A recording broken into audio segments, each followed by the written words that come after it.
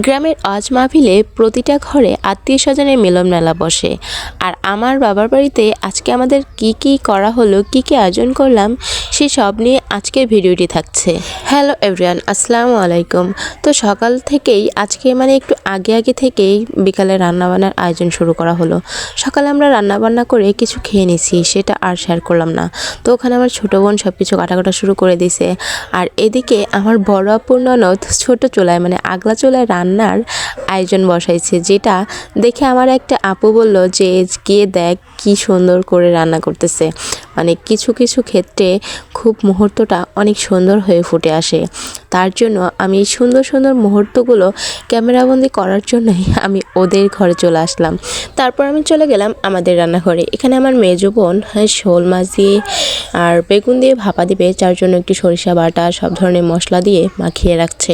এই মাখিয়ে রাখা তরকারিটা কিন্তু বেশ মজার, যারা এটা খায় সেটাই আসলে জানে। আর এখানে প্রতিটা ঘরে ঘরে আজকে এত রান্না বান্নার ধুম পড়ে গেছে বলে বোঝানোর মতো না। তবে সব দৃশ্যগুলো আমি ফুটিয়ে তুলতে পারি নাই, যার জন্য আপনাদের কাছে আমি কিভাবে বলবো সেটা বুঝতে পারতেছি না। আর এখানে আমার ছোট বোনের দাদি শাশুড়ি আর নানি শাশুড়ি আসছে অজ মাহফিলের দাওয়াতে, তাদের জন্য আমি নাস্তা রেডি করছি। তো নুডলসটা আর কি গরম গরম ভেজে দিলাম যাতে খেতে ভালো লাগে। আর এখানে আমাদের অনেকটা রান্নাবান্না শেষ। ইলিশ মাছ ভাজা, মুরগির মাংস, ডিম ভাজি আর ভাপাটা তো দেখলেনই। আর এখানে গরুর মাংস রান্না হচ্ছে, মা রান্না করতেছে। এখানে 2 পিস সিসির মাংস উঠিয়ে খাচ্ছি। তো আপনারা এরকম কে কে খান সেটা আমাকে জানাতে পারেন। তারপর আমার এক কাকার ঘরে নাস্তার জন্য আমার এক দাদি ডেকে নিতে আসছে।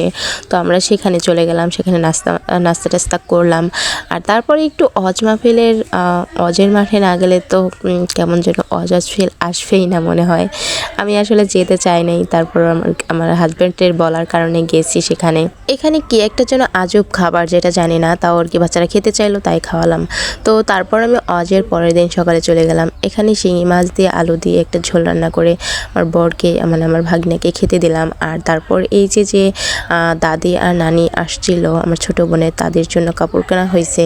কাপড় দুটো কেমন হয়েছে আপনারা আমাকে জানাতে পারেন। আর এখানে তারপর আর কি দাদি আর নানিকে কাপড় দুটো দেওয়া হয়েছে, পরিয়ে দেওয়া হয়েছে। এরা তো খুব খুশি। আর মানুষ দুটো এত ভালো আর এত রসিক টাইপের থাকে না, আগের যুগের মানুষ অনেক ইয়ং টাইপের, এখনও অনেক হাসি ঠাট্টা সব কিছু নিয়ে মুহূর্তটা পুরো জমজমাট হয়ে গেছে। এখানে তো আমার যে নানি সে গান গাইতেছে, দাদি অনেক এনজয় করতেছিল, যেটা দেখে সবাই খুব হাসি ঠাট্টা করতেছিল। আমরাও ধরছিলাম যে ঠিক আছে একটু গান গেয়ে শোনান।